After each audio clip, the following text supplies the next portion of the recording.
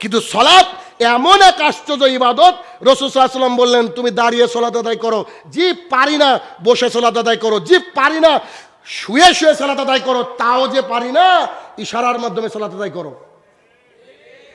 রাসূল সাল্লাল্লাহু আলাইহি ওয়াসাল্লাম বলছেন মানুষ যখন যুদ্ধক্ষেত্রে, মানুষ যদি যুদ্ধক্ষেত্রে থাকে তাহলে একদল যুদ্ধ করবে আর একদল সালাত আদায় করবে।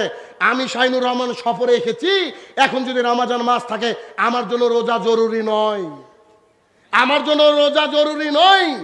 আরে যে রোজা আদায় করলে সবচেয়ে আল্লাহর সান্নিধ্য লাভ করা যায়, সেই রোজাকে আল্লাহ সুবহানাহু ওয়া তাআলা এখন বলছে তুমি থামো, তুমি সফরে রয়েছো, তুমি কষ্টে রয়েছো, তোমার জন্য রোজা এখন না, তুমি পরবর্তী সময় তুলে নিও। কিন্তু আল্লাহ সুবহানাহু ওয়া তাআলা মুহাম্মদ সাল্লাল্লাহু আলাইহি ওয়াসাল্লাম থেকে কোনো বাণী আমরা পাই না যে তুমি সফরে আসো মানে তোমাকে সালাত আদায় করতে হবে না, এমন কোনো বাক্য পাই না, এমন কোনো বাক্য পাই না। তার মানে আমাদেরকে যে কোনো মূল্যে সালাত আদায় করতেই হবে, যে কোনো মূল্যে সালাত আদায় করতে হবে। আপনি যে পীরের তরিকার লোক হন না কেন, আপনি যার লোক হন না কেন, আপনি যদি আল্লাহর কাছে বলতে চান আল্লাহ আমি আব্দুর রহমান, আমি মুসলমান, এই কথা বলতে গেলে কি করতে হবে? সালাত আদায় করতে হবে। তাহলে এদেশের মানুষ যারা বলে আমার সালাত নাই তারপরে ঈমান আছে, বুঝে নিতে হবে এ পায়খানা করার পরে শৌচকার্য না করে বলছে আমি পবিত্র। সুন্দরভাবে বুঝতে পারছেন আমার কথা? অসুবিধা হচ্ছে না? তাহলে একজন মুসলমান সালাত আদায় করবে যে কোনো মূল্যে। একজন ব্যক্তি মানে সাহাবী, সাহাবী মানে মুহাম্মদ সাল্লাল্লাহু আলাইহি ওয়াসাল্লাম বলছেন রাদিয়াল্লাহু তাআলা আনহু, যার প্রতি আল্লাহ কি হয়েছেন? রাজি। আরে এই সৌভাগ্য কি আমাদের কপালে জুটেছে? জি জুটেনি।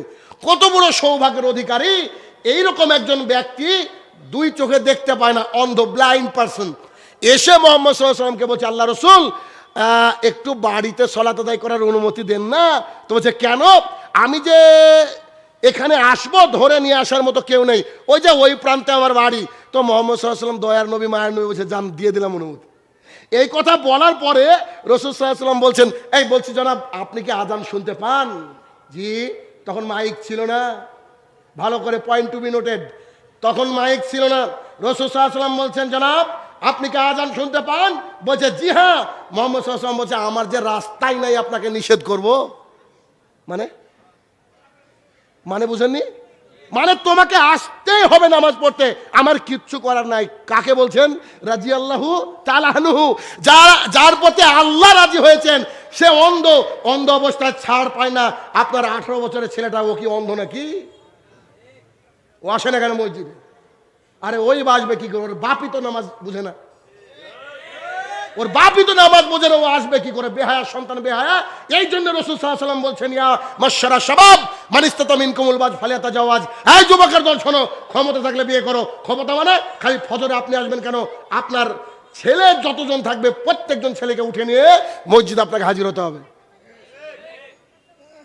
তারপরে আবার দেখবেন কালকে জুমার দিন, তো জুমার দিনে এক শ্রেণীর মুসল্লিকে পাওয়া যায় যারা সপ্তাহে আর কোনোদিন আসে না, ঠিক না? একটু লজ্জা দিই, আপনার যদি ঘৃণা থাকে তো একটু পরিবর্তন হবেন।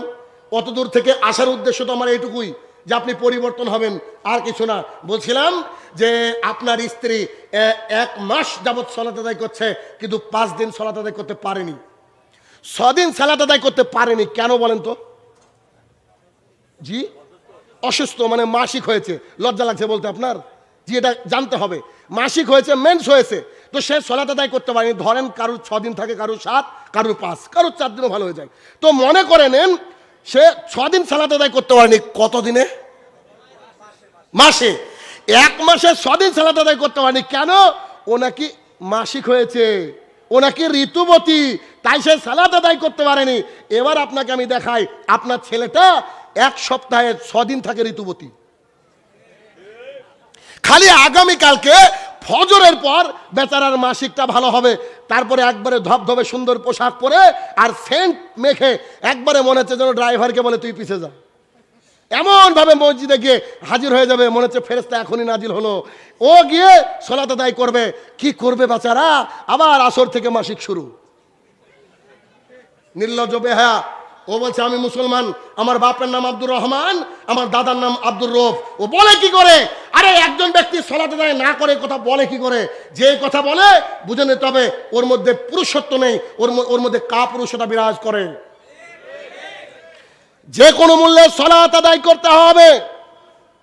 আচ্ছা, এতজন এই যে লোকগুলো হয়েছেন, আপনারা এই যে লোকগুলো হয়েছেন, আর পেছনে যারা দাঁড়িয়ে আছে, আমি বুঝতে পারছি না ওনার কোন লিঙ্গের মানুষ। অনেক সময় থাকে না এদিকে ছেলেদের, বাইরে হচ্ছে আপনার মেয়েদের, আর হিজড়াদের জন্য দাঁড়িয়ে থাকার ব্যবস্থা আছে কিনা? জি, এখানে ব্যবস্থা নাই বসার। কেন? এদিকে প্রচুর জায়গা, আগে আসেন, বসেন না। আমি বুঝতে পারছি জায়গা দিতে আপনারা অক্ষম, এত ছোট জায়গায় মাহফিলের ব্যবস্থা করলেন কেন? এইদিকে প্রচুর জায়গা, চলে আসুন। আপনি বসে কথা শুনবেন, দাঁড়িয়ে শুনলে আপনার মাথায় থাকবে না। কেন? আপনি শুনে আবার কথা বলবেন। ওখানে কেউ দাঁড়াবেন না। ওই রাস্তাটা আপনার বাপের না, আপনারও না, ওটা অন্য পাবলিকের রাস্তা, ঠিক না? সামনে চলে আসুন আপনারা, সামনে।